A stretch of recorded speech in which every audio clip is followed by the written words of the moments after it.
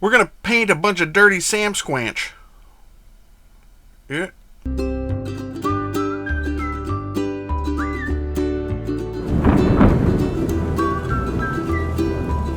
So today we're going to be painting a bunch of Sasquatches from Warlord Games, and the reason we're painting those is because of the Silver Bayonet. Next month has a new expansion coming out called Canada.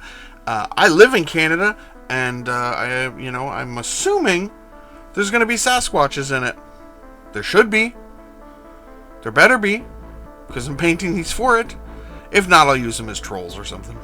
Here we go. First thing we're going to do is give these guys a spray of black and then a zenithal of white from above with our airbrush. And then we will move on to ruddy fur. And this is going to go, yep, all over the fur here. So this is just one color scheme you could use. I'm actually going to use two different color schemes on this. But yeah, this is going all over the fur, and this is really where the speed paints shine.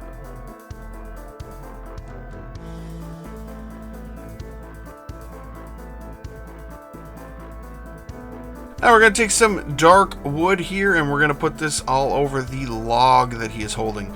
But we're not going to put it on the inside parts that are showing the log or the end. We're going to use a different color for that, so this is just going over the bark parts. And we're going to take our pallid bone next, and that's going to go all over the end of the log and any of the inside parts of the logs that are showing. We just want to put this all over, and really our zenithal is going to help us out with all this. We can also do any of the stuff on the base that we've put down for wood. For the base, I just took the bases that they had and I put on a bunch of mud basing paste and sticks and rocks and all sorts of stuff I just found outside just to give it a little bit more stuff on the base. So we're going to take some Fire Slayer flesh and we're going to add a little bit of that to this Crusader skin. And this is going to go all over the exposed skin parts of the miniature. So this is basically, yeah, it's their skin, obviously.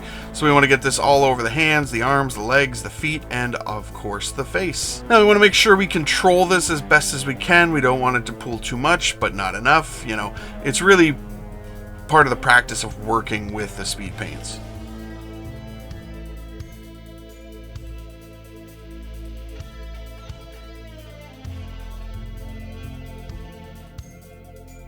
Now we're going to take some ashen stone next. This is going to go all over any of the stone bits on the base. If you didn't put stone on the base, then you can ignore this because you don't need it. So we're going to take some khaki next, and this is going to go all over the braids that it has in its dreadlock beard. I'm not entirely sure what it is, but yep. And we're going to take some desolate brown and some brownish decay, and I'm going to put these on in different patches. So I'm going to put on this desolate brown first, then we'll add some brownish decay, and we're going to put it up to the edges and kind of let them mix together on the base. But this just gives some variation to the color of the ground because, you know, ground's not all exactly the same color. Now we're going to take some bone white, and this is going to go all over their teeth and their fingernails and toenails. So we just want to go through, leave our recesses behind, and just give a little highlight up of those colors.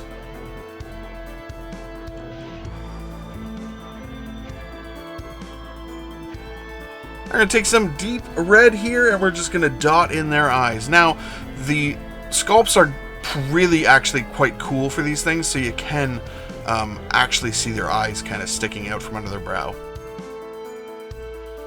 So that one's done, and now we can do another one, and the cool thing about these miniatures is that they're very separate. So like the fur is a section, the skin is a section, so they're actually quite easy to paint, and then you don't have to worry too much about the colors bleeding into each other because they are all separated so well on the miniature. So for this next one, we're going to take some occultist cloak and we're just going to put this all over this one's fur. Same thing we just did with the ruddy fur on the last one.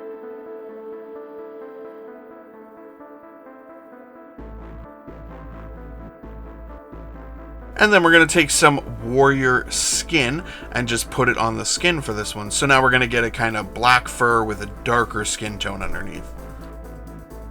All the other steps are the same as the last one. We're going to do the base the same as the other one. We're going to glue on some flock. We're going to glue on some tufts.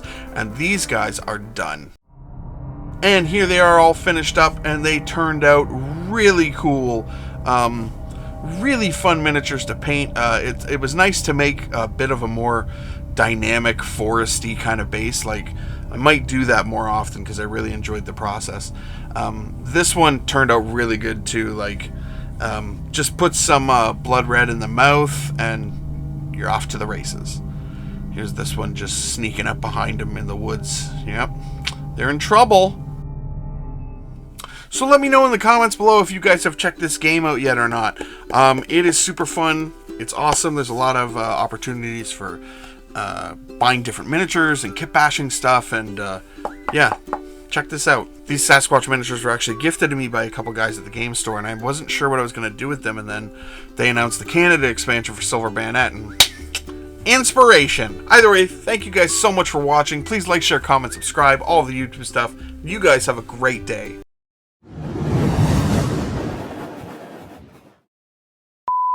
I love the idea of folklore across the planet, and like, you know, like there's vampires in Europe and werewolves and goblins, and like, and there's all sorts of crazy stuff. Folklore in Japan, and like pixies in Ireland, and all sorts of stuff. And then Canada's just like a giant hairy man. Canada's folklore is just me, apparently. Just a big hairy dude tromping out in the woods.